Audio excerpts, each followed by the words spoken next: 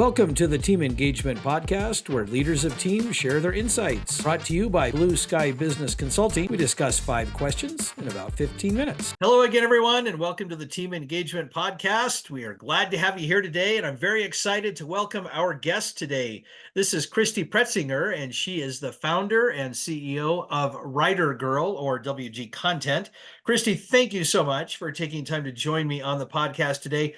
What would you like the audience to know about WG Content? Well, thanks for having me, Sean. Actually, the company has been known as WriterGirl for many, many years. And just recently, we decided to rebrand and rename the organization to WG Content, holding on to the legacy of WG from WriterGirl, which many people refer to us as. And the reason we did that is because it more fully captures the services, the broadness of the services that we offer. And it's basically writing content. Is that what you do? Well, yes, writing content, but all sorts of content now, because there's video, there's infographics, True. there's podcasting, there's, all sorts of things. And we do all of that as well and creation. So we do both strategy. Oh, very good. Yeah, that makes sense then why you kind of need to expand just a little bit. So that's awesome.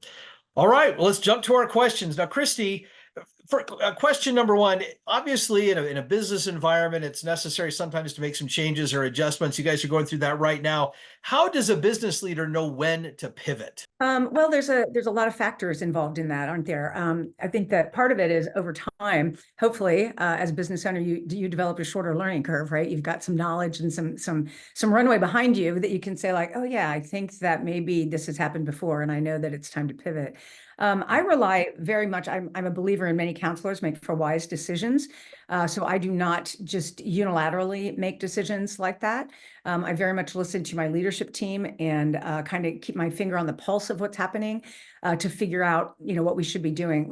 We had an example recently where we were trying an adjacent market to healthcare, was just a little bit adjacent. And I think that in that case, we let that go on a little too long before we realized that that's probably not a great place for us. So of course, hindsight's 20/20, isn't it? So now looking at that, it's like, okay, well, let's just, keep that's when I need to keep a little tighter finger on the pulse of that than I have before. So I think, again, knowing when to pivot for me very much involves my leadership team and getting not necessarily consensus, but getting information from them so then I can make the best educated decision, keeping in mind my fiduciary responsibility for the organization. I really like that. I like that you kind of have a, not like you said, not necessarily decision by committee, but certainly some collaboration and discussion that helps to feed the information to you so that you can make an educated decision on whether it's time to make an adjustment. But I like also that you mentioned about the experience and that will lead, because, hey, we've been down this road before and this is kind of having some same symptoms. It's almost like, this is probably a terrible comparison, but it's almost like sometimes when you start to feel a little bit funny in the throat or headache, oh, I think I might be getting a cold or something, and you kind of can get ahead of it a little bit. But yeah, that's a great suggestions on how to know when to pivot. Yes. Well, question number 2, share with the audience one of your company's core values and then how that value helps you make decisions. I'm a big believer in core values. And in fact, one of the things that I frequently say is that your values should remain constant. The expression of those values may change. So our values are really interwoven because we are empowered, curious, kind, and fun. And one of the things about that is that we actually really weave that into our daily work and also into like our monthly all hands meetings and different things like that. We actually ask for somebody, our HR coordinator will pull out a value and say, okay, this month it's empowered. And so she asks people to send in examples of a coworker that they have seen demonstrating empowerment. And then we draw a name out of that hat and somebody gets a gift card. So there's a way to recognize people, but really to keep it in the forefront. So it's not just words on a page somewhere.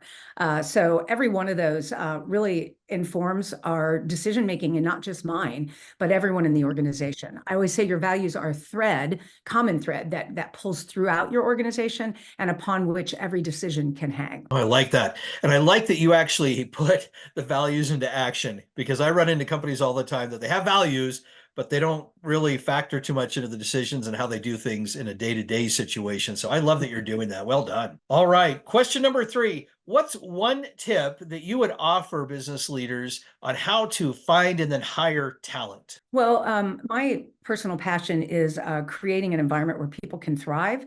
And I have found that to be very useful in terms of recruitment because the word is out that it's a wonderful place to work.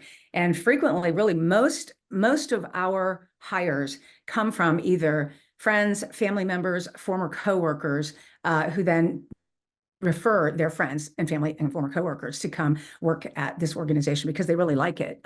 2 employees are dear friends of mine's children, so that's very very nice to have. And then many of them, like I said, have worked together at other organizations, and now they got the band back together, just at a different organization. But for you, culture is obviously a big thing because that's how you're creating the culture that people want to come to, and that's how you're basically attracting them to come to you because of the culture. I love that.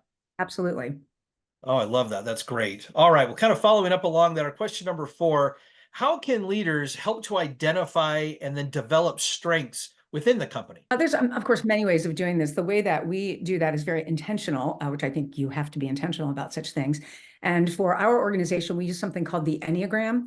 And for your listeners who aren't familiar, it's a personality typing. There's a million of them out there. But the difference between the Enneagram and all the others, in my experience, is that the Enneagram looks at the motivation for behavior as opposed to just looking at behavior. Because many people, our behavior can look very similar, but the why is incredibly different.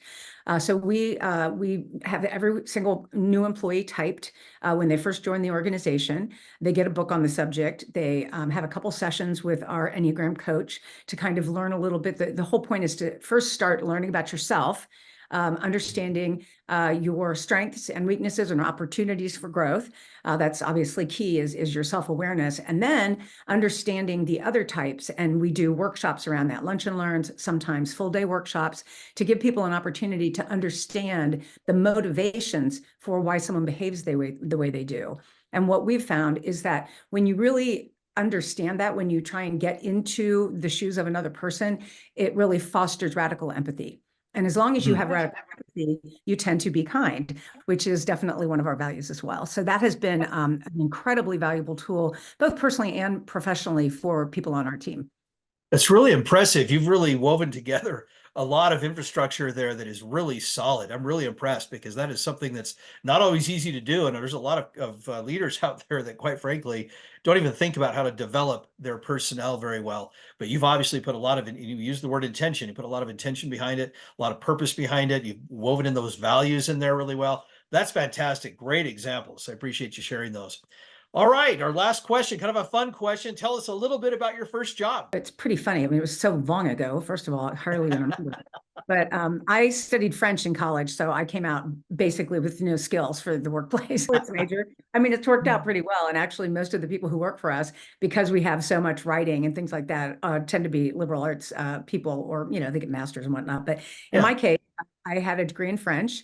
And I ended up getting a job with an incentive travel company. I don't even know if they exist anymore, but it was a company called E.F. McDonald at the time. I don't know if it's still around. And basically, I planned incentive travel trips for like car dealers, Avon ladies, things like that. And I worked in the international area. So I got to travel with them. I got to go to France with them. I got to go to Vienna and the UK. So I did do some traveling with them. But it was, boy, I'll tell you what, I think I made $13,000 a year. That was my salary. That was a big buck. Impressive. Yeah, big bucks. But Yeah, you got to travel a little bit. For a lot of people, that's compensation in and of itself. So, that's true. Although you had to work the whole time you were traveling, which was like, yeah, that was something yeah. else. Wow. Well, that's a great, fun first job. It obviously creates some challenge in its own right. And I think that's fantastic. I like that. That's a new one for me. All the guests that I've had, that's the first time I've had somebody talk about being in the promotional travel industry. So Yeah. that's great. Well, Christy, thank you again for being on the podcast today. How can people find you? You can go to WriterGirl.com. And when the new name launches, which will be shortly, that will just point you to WGcontent.com. So either place. I'm also on LinkedIn, Christy Pretzinger on LinkedIn. That's really about it. That and the website. You can easily find me on the website. Great. Thank you so much. And thanks again for being on with us. And thanks to all of you who are watching or listening. We appreciate your support every week, and we encourage you to continue to develop leadership skills within the team and the company. Thanks so much for joining us, and have a great day. This is Sean Richards with the Team Engagement Podcast, where leaders of teams share their insights. For more ideas, go to teamengagementpodcast.com. We also invite you to follow or subscribe to our podcast wherever you may be listening or watching. Is your business thriving? Go to tbs-score.com to find out. Thanks for joining us today. Have a great day.